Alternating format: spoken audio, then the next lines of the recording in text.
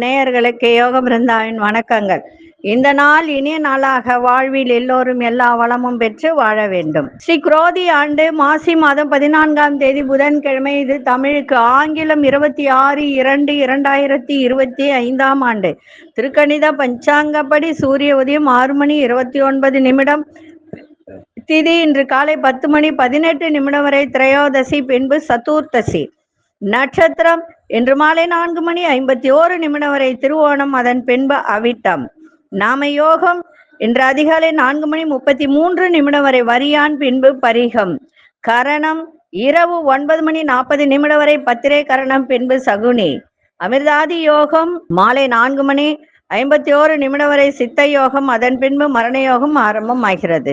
நல்ல நேரம் காலை 9:30 10:30 வரை, மாலை 4:30 5:30 வரை. ராகு காலம் நண்பகல் 12 மணி முதல் 1:30 வரை.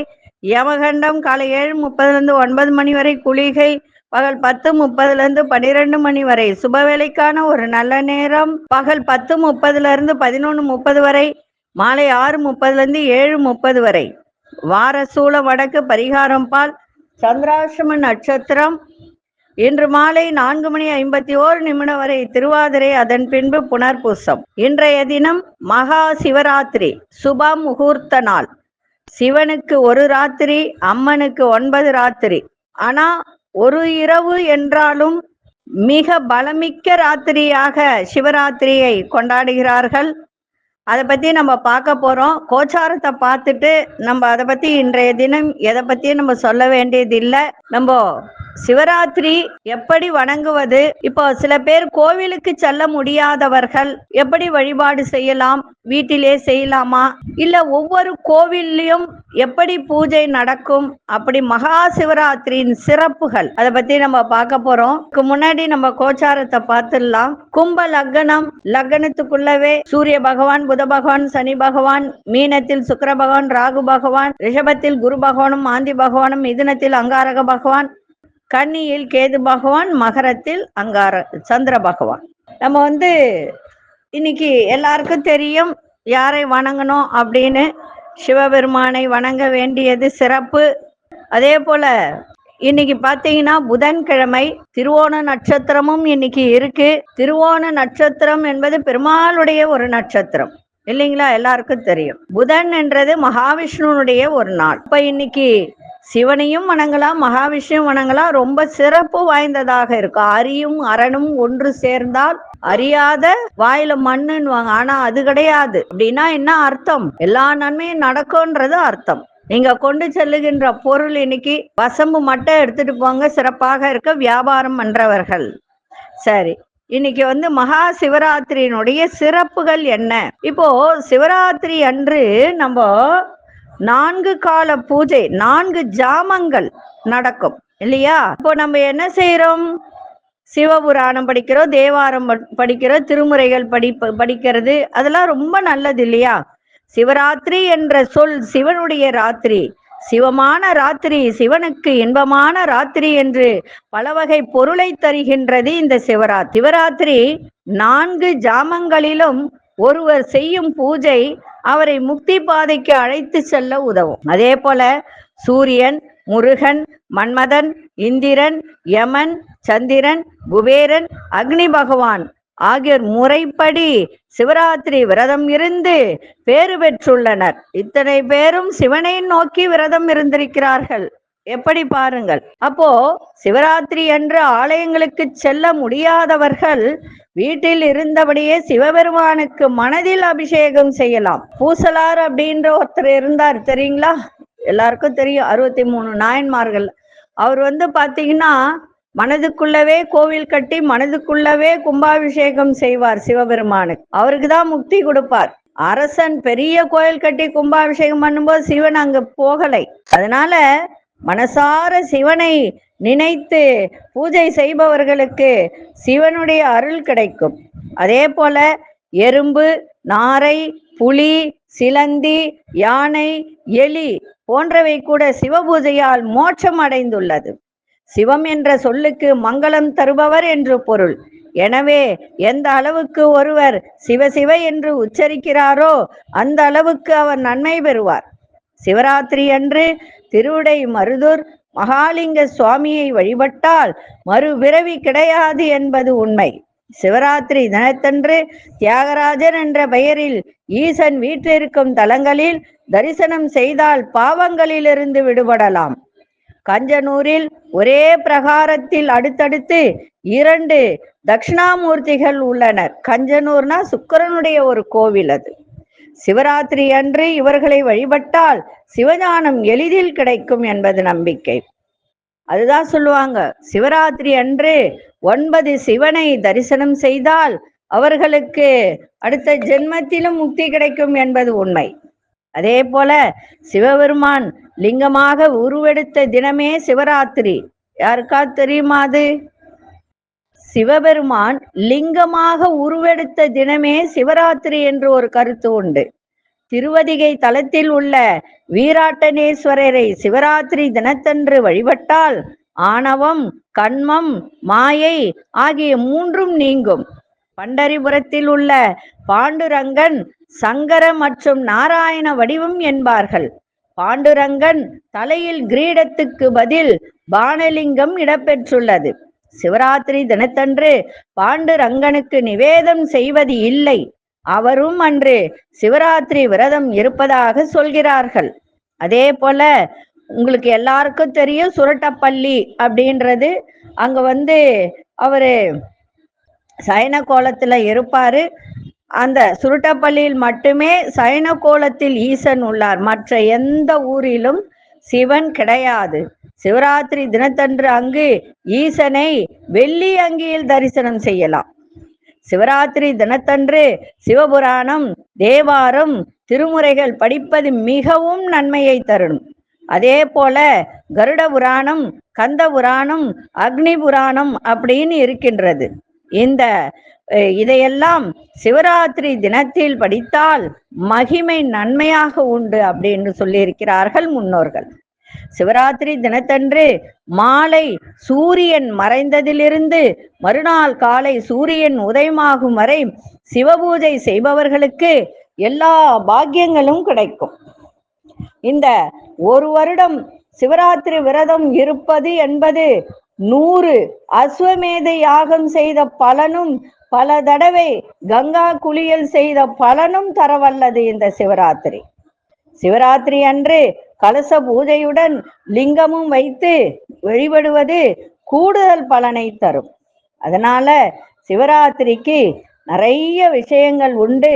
அதே போல அபிஷேகங்களை பத்தி நேற்றைய தினம் சொல்லியிருந்த யார் யார் என்னென்ன அபிஷேகம் செய்யலாம் அப்படின்றது ஒவ்வொரு ராசிக்கு உரியவர்கள், அதாவது மேஷராசி, ரிஷபராசி அப்படின்னு சொல்லி இருந்தேன் இல்லையா, அவர்களெல்லாம் மேஷராசிக்கு என்ன அபிஷேகம், அதே போல இந்த ரிஷப 12 ராசிக்காரர்களுக்கும் என்ன செய்யலாம் அப்படின்றத சொல்லியிருக்க.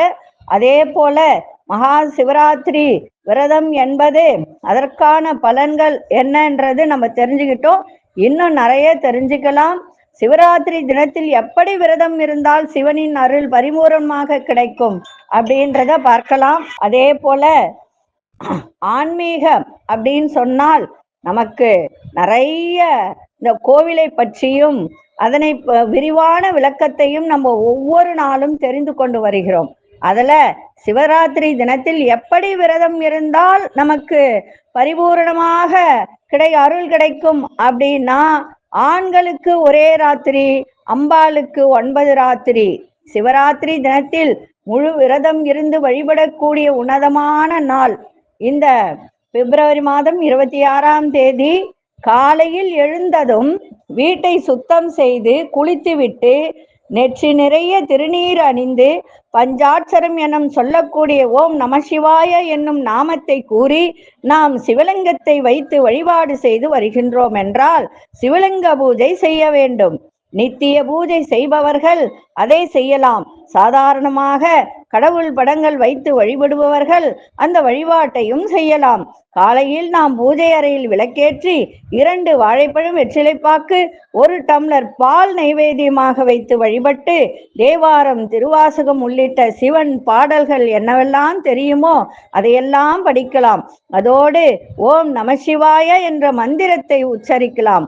அன்றைய தினம் காலை, மதியம், இரவு என 3 வேளையும் சாப்பிடாமல் இருந்து இரவில் கண் விழிக்க வேண்டும். அப்படி முழு நாளும் உணவு எடுத்து கொள்ளாமல் இருக்க முடியாது என்பவர்கள், உடல் நலம் சரியில்லாதவர்கள், பிரச்சனை உள்ளவர்கள், கர்ப்பிணி பெண்கள் இவர்களெல்லாம் விரதம் இருக்க வேண்டிய அவசியம் இல்லை.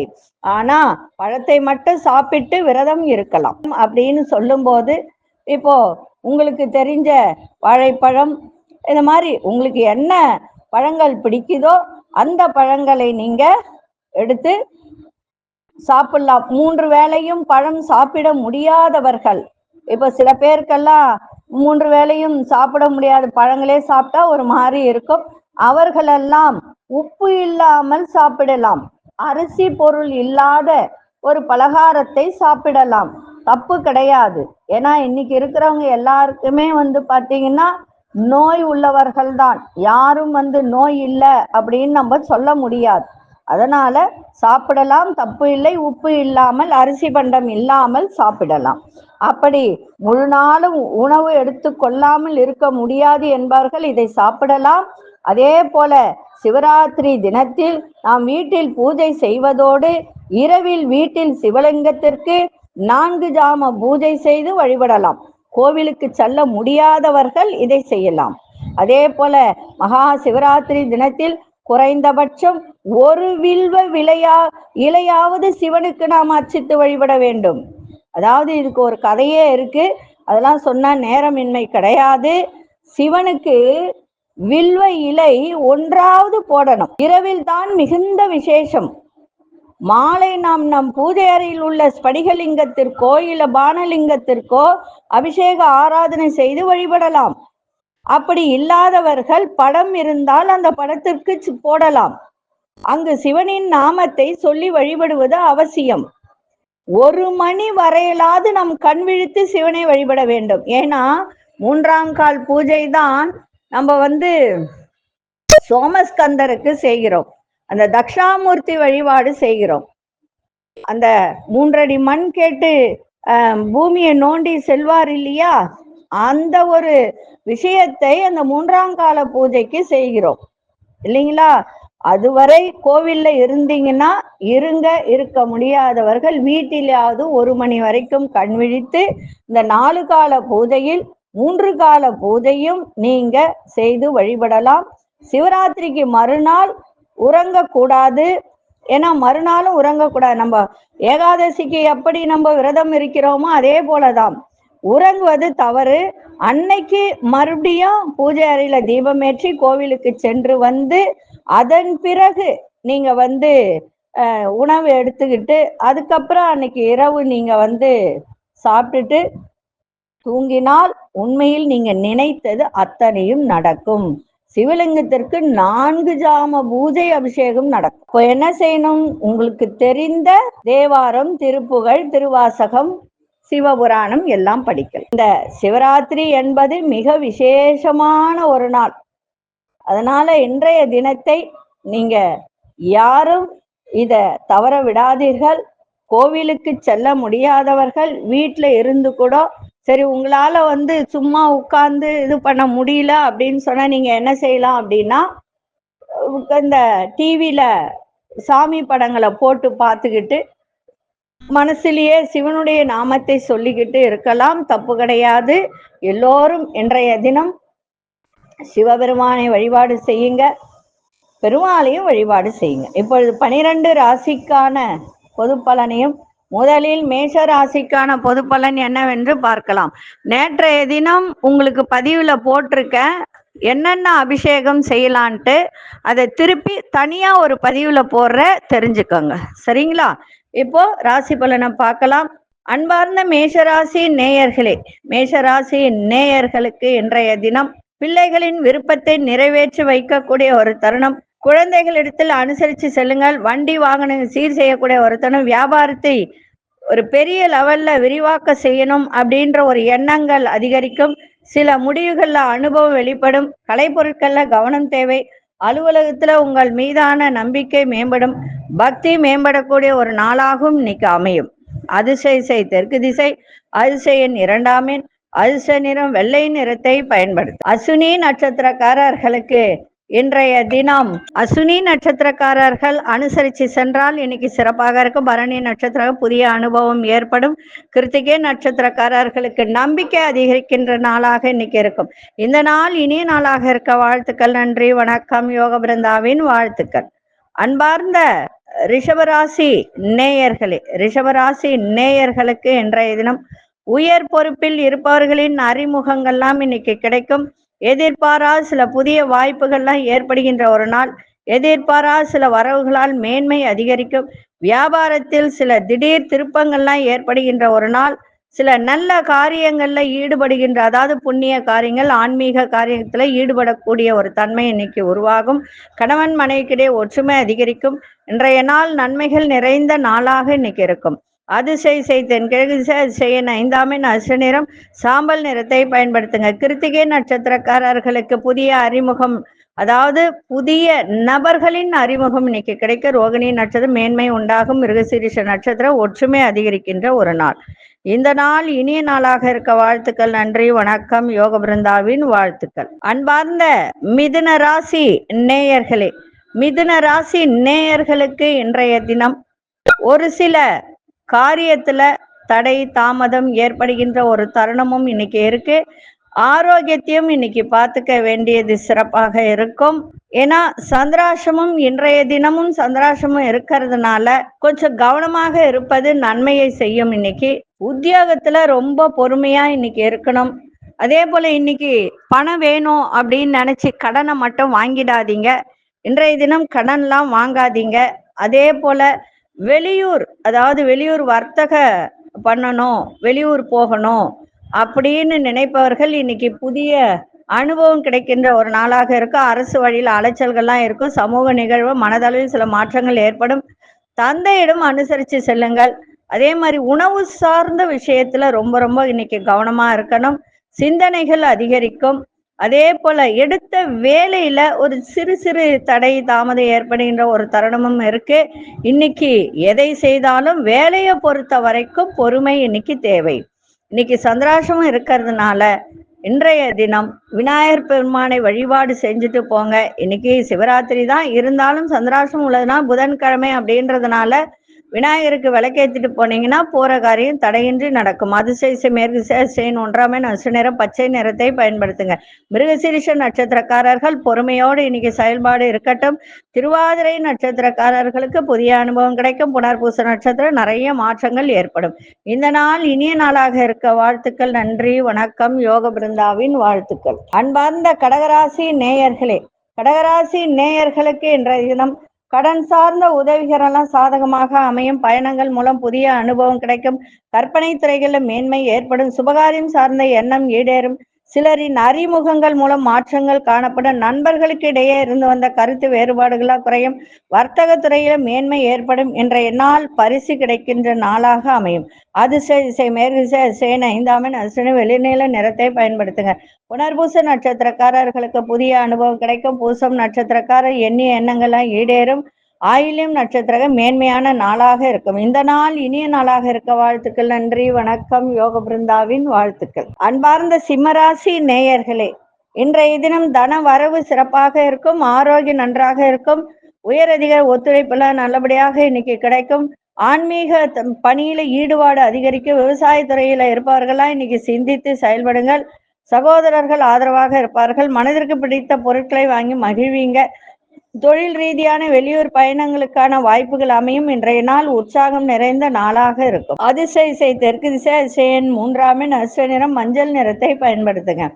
மகம் நட்சத்திரக்காரர்களுக்கு ஒத்துழைப்பு கிடைக்கும். பூரம் நட்சத்திரக்காரர்கள் சிந்தித்து செயல்படுங்கள். உத்திரம் நட்சத்திரக்காரர்களுக்கு புதிய வாய்ப்புகள்லாம் அமையும். இந்த நாள் இனிய நாளாக இருக்க வாழ்த்துக்கள். நன்றி, வணக்கம். யோக பிருந்தாவின் வாழ்த்துக்கள். அன்பார்ந்த கன்னிராசி நேயர்களே, கன்னிராசி நேயர்களுக்கு இன்றைய தினம் கலைத்துறையில் இருப்பவர்களுக்கெல்லாம் இன்றைய தினம் செல்வம் செல்வாக்கு மேம்படும். அரசியல் துறை சார்ந்தவர்களுக்கும் இன்றைய நாள் சிறப்பாக இருக்கும். சேமிப்பு சார்ந்த எண்ணங்கள் மேலோங்கும். சமூக பணிகளில் சில மாற்றமான சூழல் ஏற்படும். சகோதரர்கள் சாதகமாக உங்களுக்கு இன்றைய தினம் இருப்பார்கள். ஆன்மீக பணியில தெளிவுகள் ஏற்படும். புதுமையான விஷயத்துல ஆர்வம் அதிகரிக்கும். உத்தியோகத்துல மட்டும் இன்னைக்கு கவனத்தோட இருங்க. எந்த வேலையா இருந்தாலும் ரொம்ப கவனமா இன்னைக்கு வேலை செய்யணும். அதுவும் இந்த ஃபைல் பார்த்து கையெழுத்து போடுறவங்களாம் இன்னைக்கு ரொம்ப ரொம்ப கவனமா இருக்கணும். அதே மாதிரி இந்த கண்ணாடி பொருட்கள் எல்லாம் வேலை செய்யறவங்களாம் இன்னைக்கு ரொம்ப கவனமா இருந்து வேலை செஞ்சீங்கன்னா நன்றாக இருக்கும். நண்பர்களின் உதவிகரம் இன்னைக்கு கிடைக்கும். இன்றைய நாள் உங்களுக்கு அனுகூலம் நிறைந்த நாளாக இருக்கும். அதிர்ஷ்ட திசை மேற்கு திசை. அதிர்ஷ்ட எண் 2ஆம் எண். அதிர்ஷ்ட நிறம் வெள்ளை நிறத்தை பயன்படுத்துங்க. உத்திரம் நட்சத்திரக்காரர்களுக்கு தெளிவு ஏற்படும். அஸ்தம் நட்சத்திரக்கு மாற்றமான நாளாக இருக்கு. சித்திரை நட்சத்திரக்காரர்களுக்கு உதவிகரம் கிடைக்கும். இந்த நாள் இனிய நாளாக இருக்க வாழ்த்துக்கள். நன்றி, வணக்கம். யோக பிருந்தாவின் வாழ்த்துக்கள்.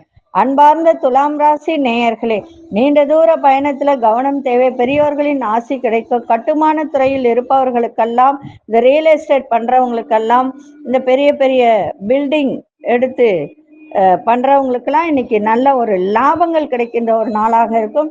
எந்த ஒரு விஷயத்துல திட்டமிட்டு செயல்படுங்க. அதே மாதிரி உறவுகள் வழியில ஒத்துழைப்பு கிடைக்கும். தாய்மாமன் வழியில உதவிகரம் கிடைக்கும். சமூக பணிகள்ல மதிப்பு மரியாதை உயரும். உத்தியோகத்துல நல்ல உயர்வு ஏற்படுகின்ற நாளாகவும் வெற்றி நிறைந்த நாளாகவும் இன்னைக்கு இருக்கும். அதிர்ஷ்ட திசை தென்மேற்கு திசை. அதிர்ஷ்ட 5ஆம் எண். அதிர்ஷ்ட நிறம் சாம்பல் நிறத்தை பயன்படுத்துங்க. சித்திரை நட்சத்திரக்காரர்களுக்கு பயணங்கள்ல கவனம் தேவை. சுவாதி நட்சத்திர திட்டமிட்டு செயல்படுங்கள். விசாகம் நட்சத்திரக்காரர்களுக்கு மதிப்பு மரியாதை உயரும்.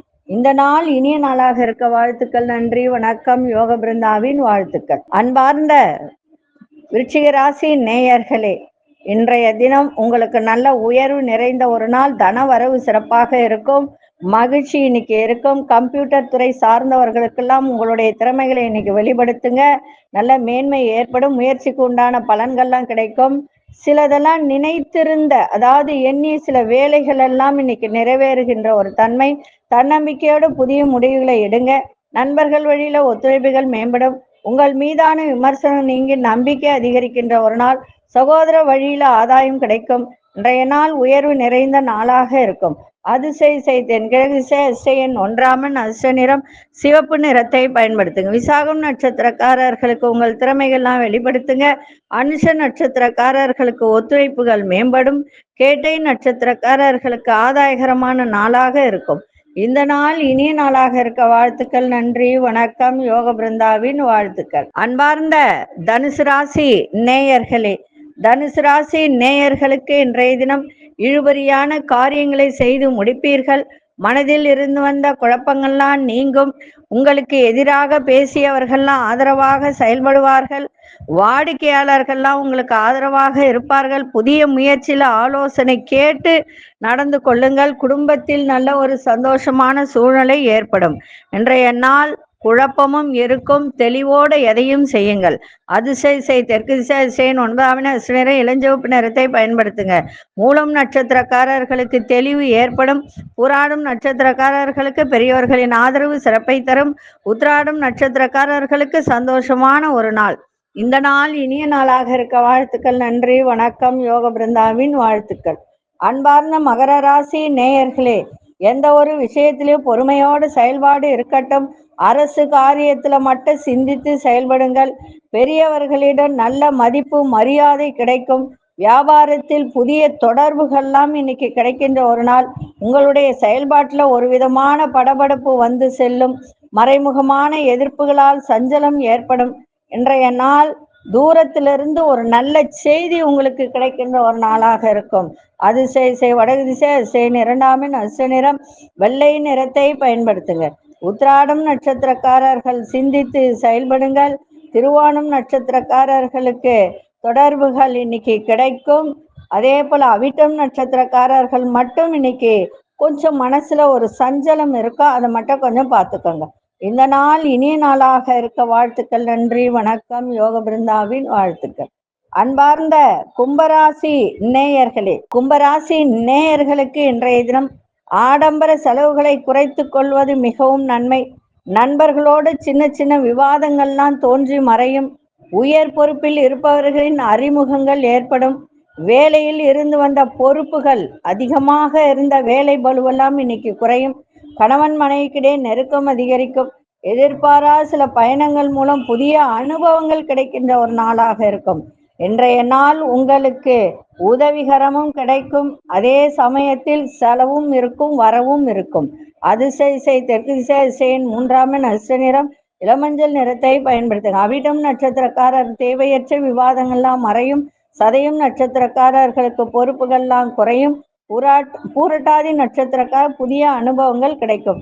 இந்த நாள் இனிய நாளாக இருக்க வாழ்த்துக்கள். நன்றி, வணக்கம். யோக பிருந்தாவின் வாழ்த்துக்கள். அன்பார்ந்த மீனராசி நேயர்களே, பிள்ளைகள் வழியில மகிழ்ச்சியான செய்திகள்லாம் இன்னைக்கு கிடைக்கும். சிந்தனைகள்ல இருந்து வந்த குழப்பங்கள்லாம் நீங்கி தெளிவு ஏற்படும்.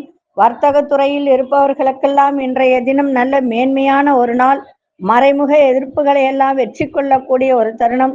முயற்சிக்கு ஏற்ப முன்னேற்றம் ஏற்படும். வியாபாரத்துல சாதகமான சூழ்நிலைகள்லாம் அமையும். இழுபறியான வரவுகள்லாம் இன்னைக்கு வரக்கூடிய ஒரு தருணம். இன்றைய நாள் புகழ் நிறைந்த நாளாகவும் இருக்கும். அதிசய மேற்கு திசை அதிர்ஷ்ட எண் 9ஆம் எண் அதிர்ஷ்ட நிறம் மஞ்சள் நிறத்தை பயன்படுத்துங்க. புரட்டாதி நட்சத்திரக்காரர்களுக்கு மகிழ்ச்சியான ஒரு நாளாக இருக்கும். உத்திரட்டாதி நட்சத்திரக்காரர்களுக்கு மேன்மை ஏற்படும். ரேவதி நட்சத்திரக்காரர்களுக்கு தன வரவு உண்டாகுகின்ற ஒரு நாளாக இருக்கும். இந்த நாள் இனிய நாளாக இருக்க வாழ்த்துக்கள். நன்றி, வணக்கம். யோக பிருந்தாவின் வாழ்த்துக்கள். ஸ்ரீ குபேரன் டிவியை பார்த்தமைக்கு நன்றிகள். மேலும் இது போன்ற தகவல்களை தெரிந்து கொள்ள ஸ்ரீ குபேரன் டிவியை சப்ஸ்கிரைப் செய்யுங்கள். மறக்காமல் பெல் ஐக்கானை கிளிக் செய்யுங்கள்.